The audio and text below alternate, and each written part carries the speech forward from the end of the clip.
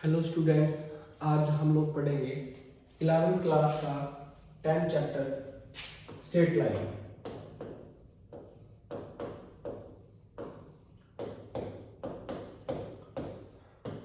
हम लोग straight line के अंदर पूरे एकदम बेसिक से स्टार्ट करेंगे और उसके बाद फिर एकदम बहुत ज़्यादा डीप में पढ़ेंगे। आज हम इसके जो कंसेप्ट्स हैं वो सारे क्लियर करेंगे। कंसेप्ट्स के अंदर इन द सेंस क्या क्या चीज़ें आएंगी कंसेप्ट के अंदर जो फर्स्ट ऑफ ऑल जो स्ट्रेट लाइन स्टार्ट होता है वो होता है हमारा डिस्टेंस फॉर्मूला से, जो हम लोग पढ़ के आए थे 10th क्लास के एक्सरसाइज 7.1 के अंदर। मान लिया कि कोई भी एक पॉइंट है ए जिसके कोऑर्डिनेट्स दे रखे हैं x1 y1, एक कोई भी दूसरा अनदर पॉइंट है जिसके कोऑर्डिनेट्स दे रखे हैं x2 y2। तो यहाँ पे जो हमारा जो डिस्टेंस फॉर्मूला हो जाता है वो हम 10th क्लास के अंदर भी पढ़ के आए थे। जो AB की जो डिस्टेंस हो जाएगी वो हो जाएगा हमारा क्या, x2 माइनस x1 का whole square plus y2 minus y1 का होल स्क्वायर।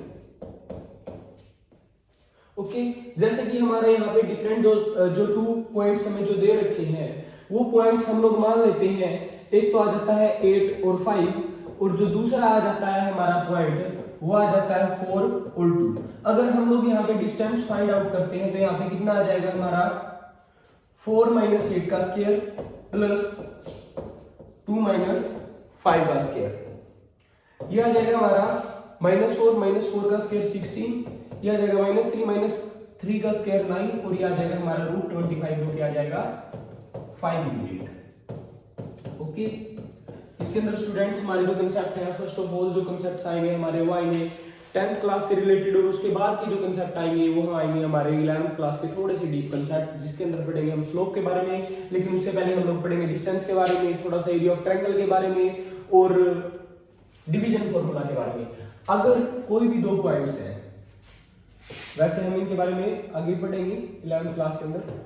जैसे ये पॉइंट है, ये है x1 y1, बी कोई एक डिफरेंट पॉइंट है जो है x2 y2।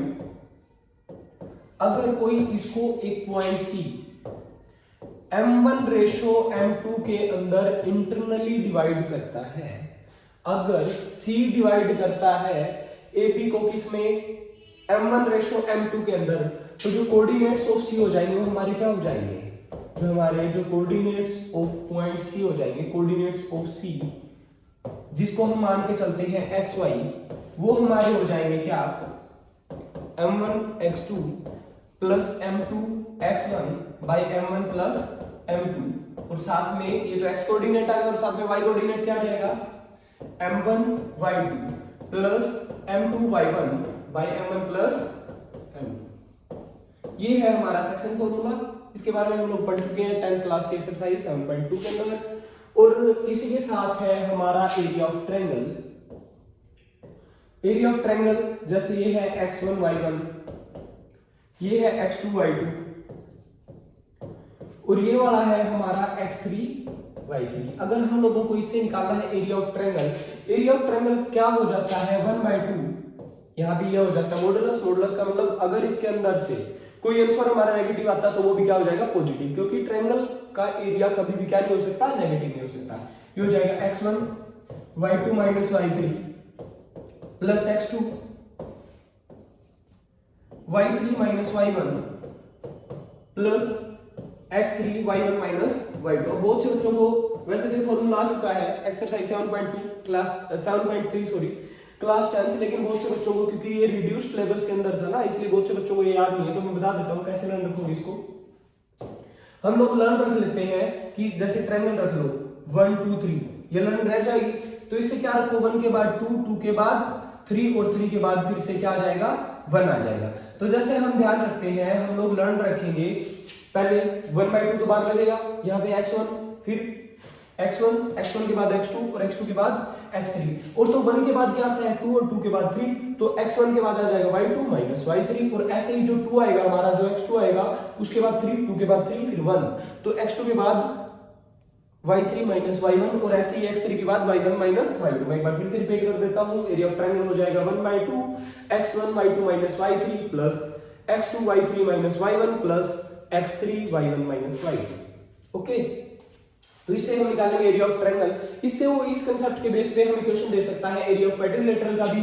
Area of quadrilateral का भी कोई ज्यादा टफ नहीं आएगा। हम एरिया ऑफ क्वाड्रिलेटरल को कैसे फाइंड आउट करेंगे, हम क्वाड्रिलेटरल को 2 पार्ट्स में डिवाइड कर लेंगे और दोनों जो एरिया जाएंगे, दोनों ट्रायंगल्स के जो एरिया जाएंगे हम उनको क्या कर देंगे, प्लस कर देंगे। अब हम नए कंसेप्ट पे आते हैं जो कि हमारा 11th क्लास का कंसेप्ट जो है स्लोप ऑफ लाइन।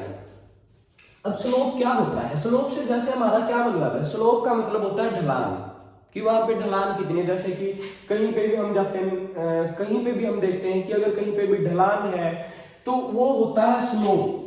ठीक है, तो अब ये स्लोप होगी क्या, जैसे हम देख लेते हैं यहाँ पे ये कुछ एंगल बनाएगी यहाँ पे थीटा। स्लोप को डिनोट किया जाता है एम से, किससे किया जाता है, एम से। और जो हमारा जो स्लोप हो जाता है वो हो जाता है हमारा टेंजेंट थीटा के इक्वल। लेकिन कंडीशन ये है कि जो भी थीटा होना चाहिए वो हमारा पॉजिटिव एक्स एक्सिस के साथ ही होना चाहिए। पॉजिटिव एक्स एक्सिस के साथ ही हमारा ये एंगल बना होना चाहिए, वही होता है हमारा स्लोप। उसी की वजह से हम फिर क्या निकालेंगे, उसी का जो टेंजेंट थीटा हो जाएगा, उसी एंगल का जो टेंजेंट की जो वैल्यू होगी वही होगा हमारा स्लोप।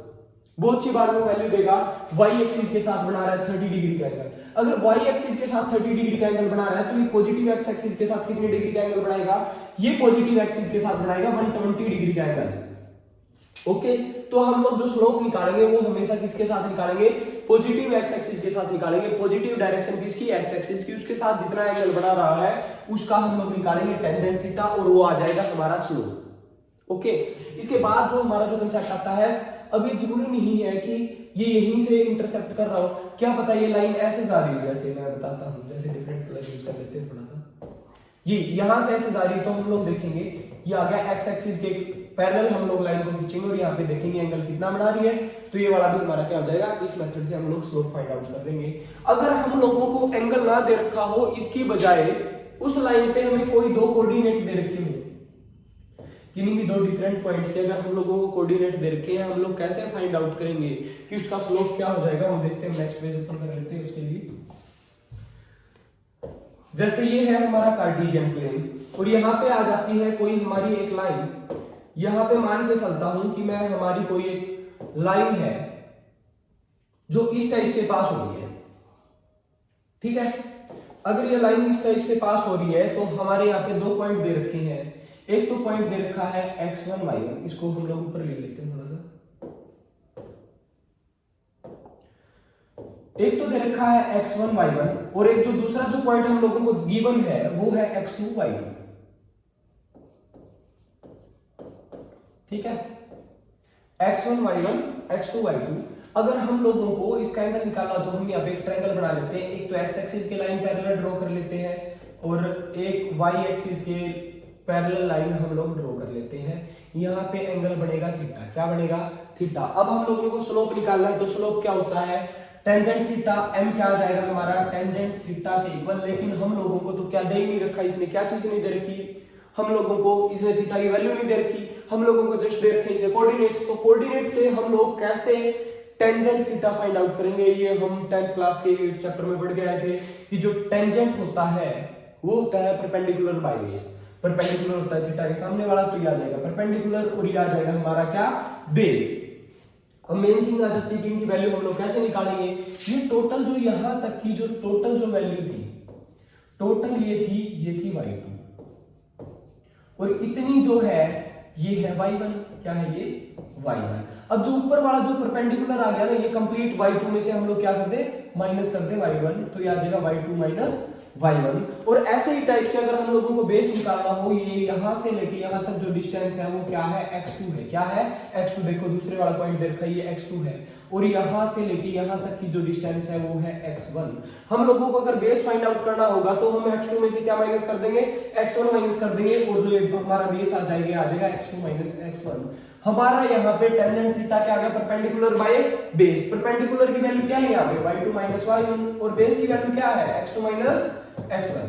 तो हमारा यहाँ पे जो स्लोप की वैल्यू आ जाएगी, m की वैल्यू आ जाएगी, टेंजेंट थीटा की वैल्यू आ जाएगी, वो आ जाएगी y2 माइनस y1। ओके, आई बात समझ में। तो हम लोगों को अगर 2 पॉइंट्स गिवन है, 2 पॉइंट दे रखे हैं हम लोगों को, और उससे हम लोगों को क्या निकालना है, उससे हम लोगों को निकालना है स्लोप, हम लोगों को फाइंड आउट करना है m, हम लोगों को फाइंड आउट करना है टेंजेंट थीटा, तो हम लोग क्या लिखेंगे y2 - y1 x2 - x1, that's all.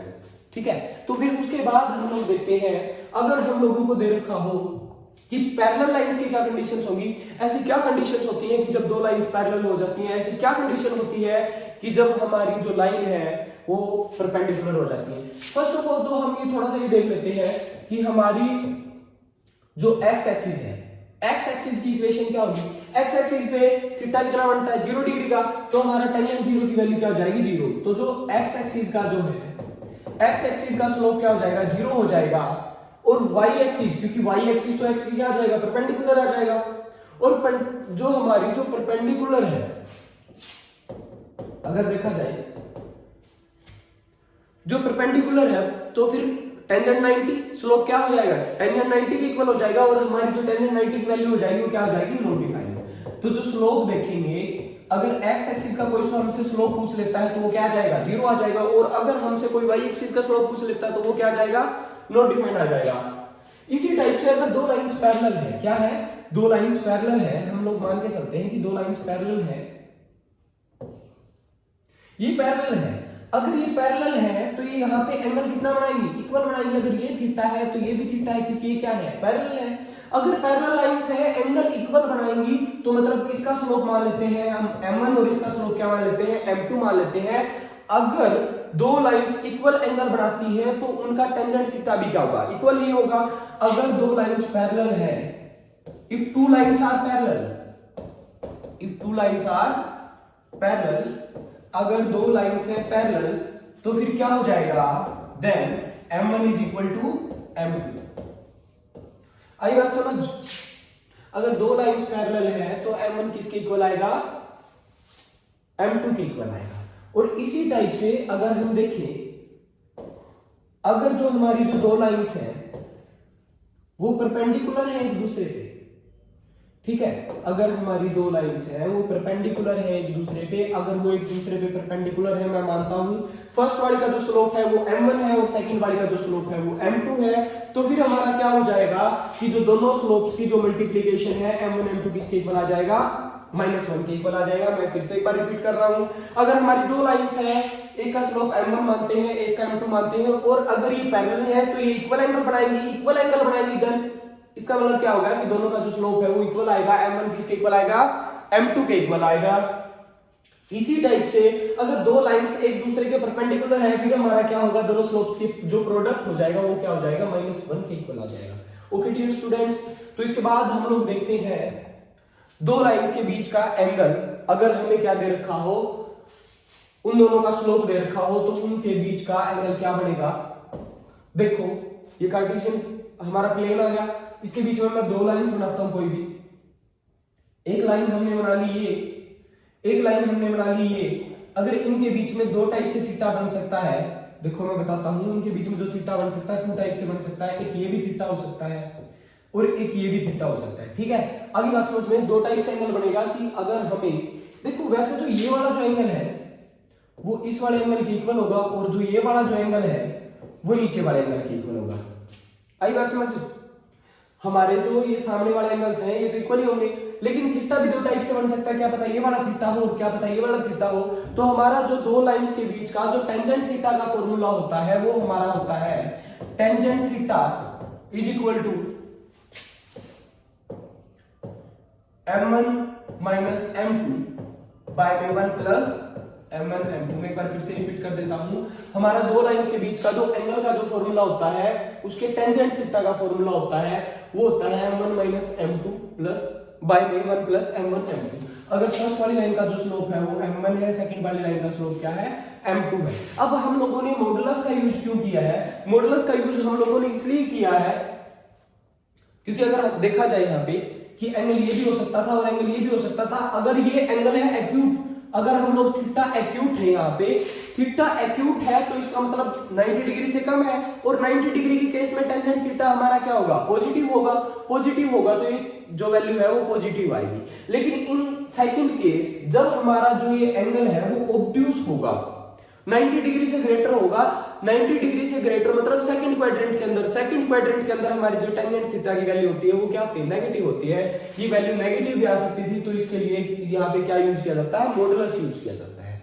Okay students, तो ये थे हमारे जो एक्सरसाइज 10.1 है उसके कंसेप्ट।